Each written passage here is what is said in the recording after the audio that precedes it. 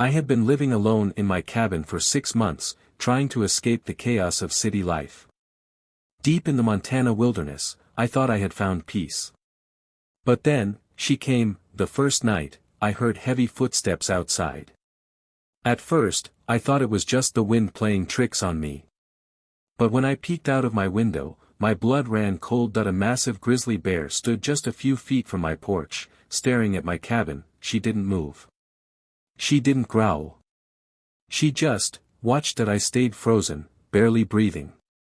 After what felt like hours, she turned and disappeared into the woods. The next night, she came again. And the night after that. Always at the same time. Always watching. That I told myself I should call the rangers, but something about her behavior intrigued me. She wasn't aggressive. She wasn't searching for food. It was almost as if she was waiting for me. So on the fifth night, I decided to follow her. As soon as I stepped outside, she turned and walked into the woods. My heart pounded as I grabbed my flashlight and followed her tracks. The deeper we went, the more uneasy I felt. It was as if the forest itself was holding its breath. Then, suddenly, she stopped. We were standing in front of an old, abandoned hunting shack. The wood was rotten, the windows shattered. The bear let out a low growl and pawed at the door. That's when I heard it. A muffled cry. I swallowed hard and pushed open the door. The stench of decay filled my nostrils.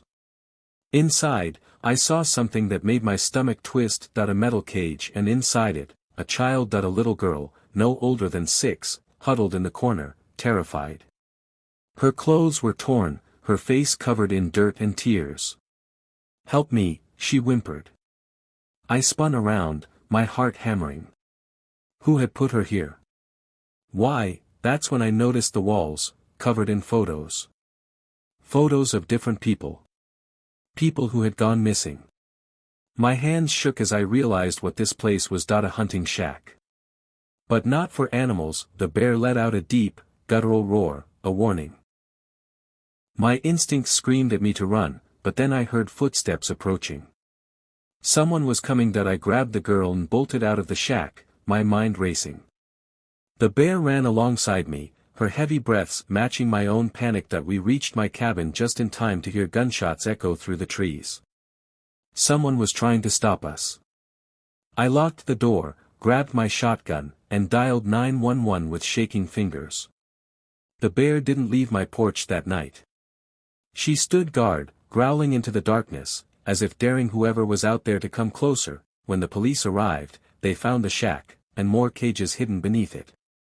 The truth was more horrifying than I could have imagined. That bear, she wasn't just some wild animal, she had been watching me because she knew I was the only one who could help, and in saving that little girl, she had saved me too.